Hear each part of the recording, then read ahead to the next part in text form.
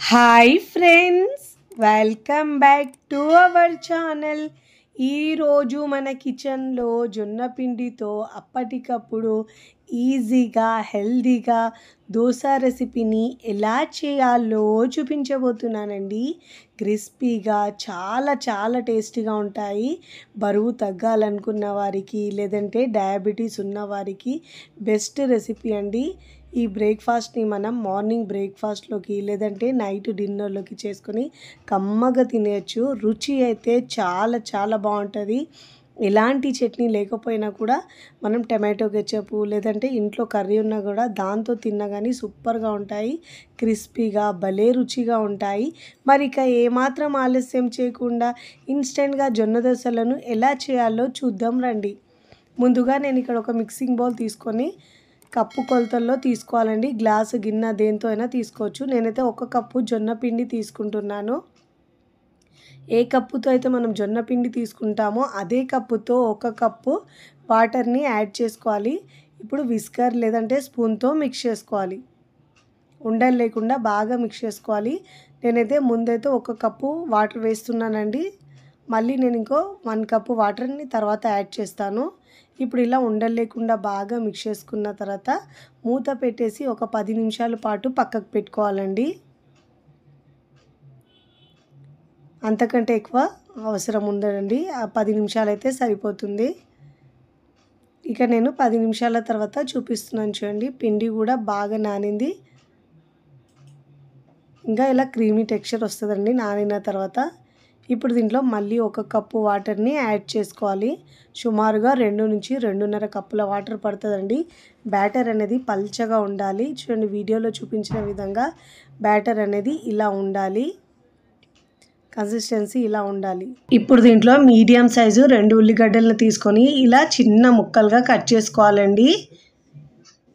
ఇలా ఉల్లిపాయలు వేసుకొని చేసుకోవడం వల్ల టేస్ట్ చాలా బాగుంటుందండి.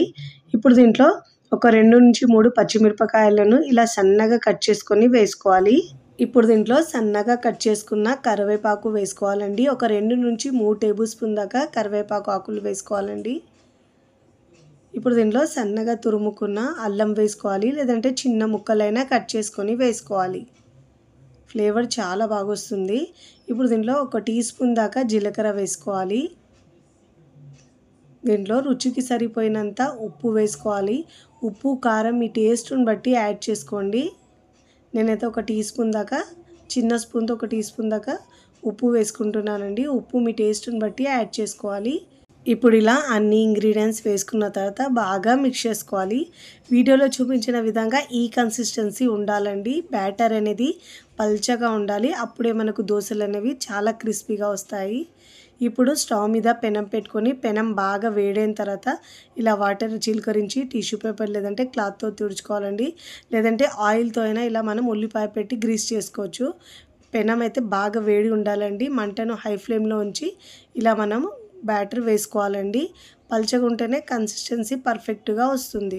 చాలాసార్లు నాకు అడుగుతున్నారు ఈ దోశ పెనం ఎక్కడ తీసుకున్నారని. నేనైతే ఇక్కడ మీకు డిస్క్రిప్షన్లో లింక్ ఇస్తానండి. మీరు అక్కడ నుంచి కొనుక్కోవచ్చండి.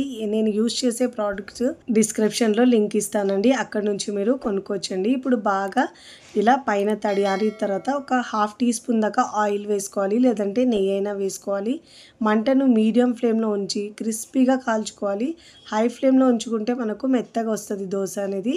ఇప్పుడు దీంట్లో మనం రెగ్యులర్గా యూజ్ చేసే కారం వేసుకోవాలి.